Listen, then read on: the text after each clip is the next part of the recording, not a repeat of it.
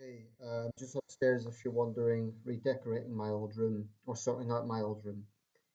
I try to not make many videos about Brexit, or at least not too many, because it is such a polarizing subject. But it's a subject that won't go away and a subject that's impossible to avoid. So I've just seen a Sky News report that is suggesting that their research indicates there would be public favour for a second referendum, and they go through a range of statistics. I'll try and put a link to that report so you can judge for yourself. But it's not so much that I want to respond to, it's more that attitude of a lot of people on the Leave side. Now, I'm very careful with this. I'm not talking about everyone. And I try to avoid generalizations in general, but I think it's more important than anything to avoid generalizations when we come to the Brexit debate, because we are at risk in this country of becoming overtly tribalized as Leavers versus Remainers. I don't even particularly like to say the term Remainer because that indicates that you would want to remain, that you're an active campaigner to remain, as opposed to someone who voted for Remain. I'm more the latter. I am not particularly looking for supporting a second referendum, though I can see some justification for it. Um, what I want to talk about is what I dislike about some of the attitudes I am seeing from Brexiteers, because it's very obvious. If you look at any video that is questioning Brexit in any way, or even as this was, indicating research that would suggest the public is questioning Brexit, then they tend to get overloaded with Brexiteer comments. It's almost like they're galvanized to get into the defensive. But these days, the only argument Brexiteers seem to have is to talk about so called Project Fear or to talk about Remoaners, to dismiss anyone who raises questions as a Remoaner. I think that's incredibly arrogant. And they're basing everything on the fact that they won the referendum.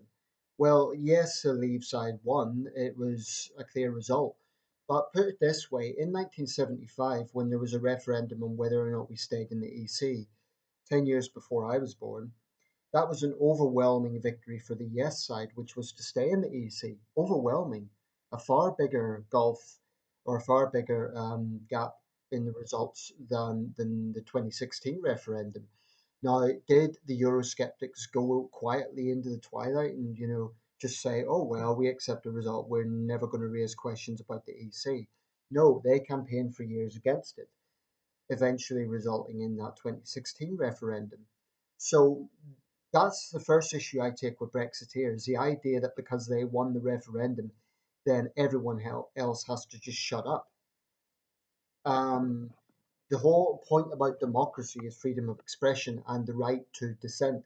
So this idea that because the Leave side won, then people who are wary of Brexit need to just be quiet. It's delusional. It's absolutely delusional and isn't going to happen.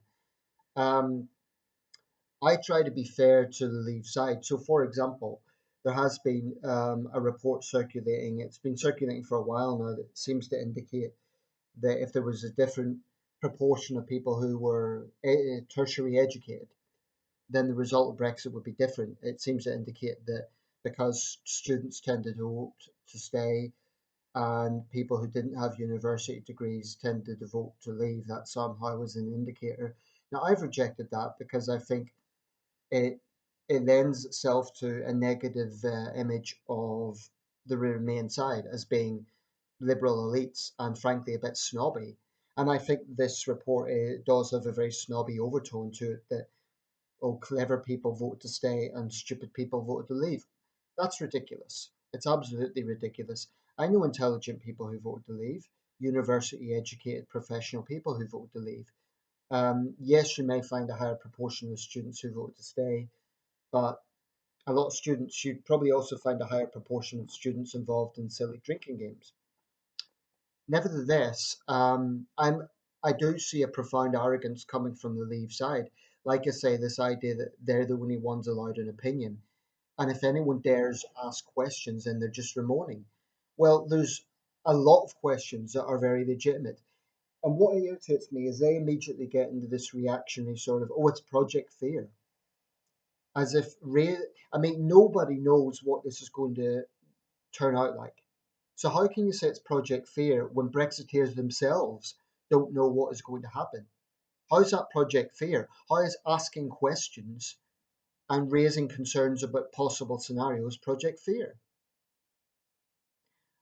I totally get it. It's we're not going to see the collapse of the United Kingdom overnight with Brexit. I totally agree with that. And we're not going to see civil war or anything like that. But raising concerns, I think Project Fear is a go-to for a lot of Brexiteers when they don't like people asking questions. Oh, you're asking questions, it's Project Fear. And now what I notice Brexiteers doing, you saw on this, you will see it if you look at the link, on this Sky News video, fake news. The establishment is trying to stop Brexit. So basically, they believe now that the whole media is out against Brexit. Sky News, the BBC, oh, it's one big conspiracy against Brexit. Um, I I would like to see a Brexiteer actually say something positive. You know, they're talking about Project Fear. Let me hear something positive about Brexit, not negative about the EU. That's a real Project Fear. Positive about Brexit. Tell me one good thing that's happened from this. They say, oh, it's all down to Theresa May's management of it. Um, so I assume if they had someone like Jacob Rees-Mogg in charge, would they then be optimistic? Is that what they're saying? Is it just down to the leadership of this? I don't think it is. I think whoever is running the show would find themselves coming under the same complexities. I mean, it's all very well for Brexiteers in government like Boris Johnson and others to, play populism and talk about how terrible the EU is. But in the real world, you cannot just do the two fingers to the EU and walk away and then think that it's a case of we'll get what we want. It doesn't work that way. We are one country, the EU is 27 countries. And this has nothing to do with lacking patriotism. I love the United Kingdom. I want the best for this country. And of course, I think that we can function without being in the EU. I don't think we're going to collapse, but I can see some very real problems coming about as a result. Both Tony Blair and John Major have mentioned it now. People can again choose to say, "Oh well, their establishment, it's Blair and Wash, Grey John," and people might choose to dismiss them, and that's fine, that's their right. But I happen to take the word of two statesmen who had the collective leadership of this country of almost 18 years, let's say 17 years. I would say they know what they're talking about in terms of how we relate to other European countries. They went through all sorts of negotiations and dialogue with other European leaders, and I happen to take what they say seriously. Um, I think Brexiteers, what's irritating me about their position is they're basically saying, "This is what we voted for, now just do it."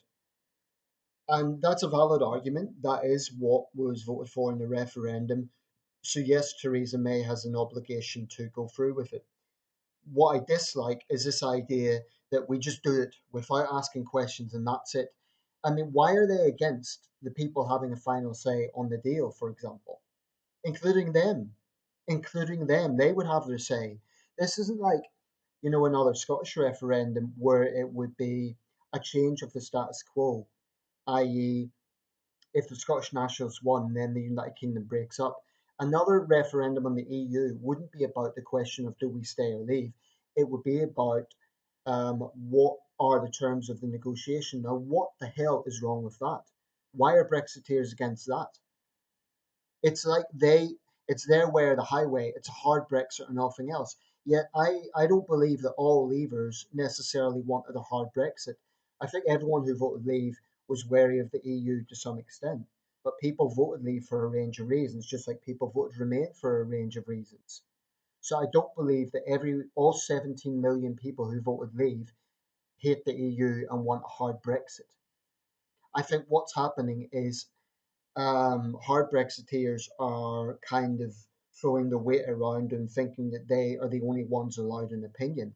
And I think that's profoundly arrogant. But more importantly than that, it has implications. I mean, I can say I can't see anything good coming from this, and I would be dismissed as a remoaner. Well, so be it. But that's just my honest opinion. I really struggle to see anything good coming from this. I know we had a deal with the Australians over a naval agreement, and that's great. And we should have close relations with the Commonwealth countries. But I think we should have close relations with them whether we're in the EU or not. I don't think that is necessarily dependent on our membership of the EU. So for Brexiteers to hold that up as well, that's the only thing I can see happening. I mean, in terms of a trade deal with the US, Trump's administration is busy, stirring up divisions in the West, trying to stir up trade wars. Um, as John Major said, do people really think that East Anglia can compete with the American Midwest? Any trade deal with America's a much bigger country, they're going to get the better side of the deal. Whereas we can trade on a more equal term with a country like France, which is far more similar in terms of its demographics. The thing that bugs me most of all, I'm not saying I know everything about this, and neither do Brexiteers. I don't think anybody can claim that they know absolutely what's going to happen. For what it's worth, I don't think it's going to be a massive disaster, but I am concerned because I struggle to see what good has come from this so far, other than domestic divisions, uncertainty, and potentially a weakening of our position in the world. I mean, it just seems crazy that we would voluntarily bring ourselves out of the world's largest economic union. And I know that there's this big concern about European federalism, about this idea of a United States of Europe. That is a concern I share. I don't favour a USE, and I think that idea should be robustly opposed. But there is enough opposition within the EU against that idea. Emmanuel Macron doesn't want a United States of Europe. Most European leaders don't. I think that comes down to a few German bureaucrats. I really don't think, I don't like that idea, but I'm not overly worried about it because I just don't think it will ever happen. I mean, it can't. You can't have that happening when you have 27 member states that are very different cultures, languages. It just isn't going to happen. Um, So I think that's hyperbole in the part of Brexiteers. They talk about Project Fear, but they're guilty of a lot of Project Fear themselves. For example, constantly saying that if we stay in the EU, we're going to be consumed by the USA. I really don't think that's going to happen.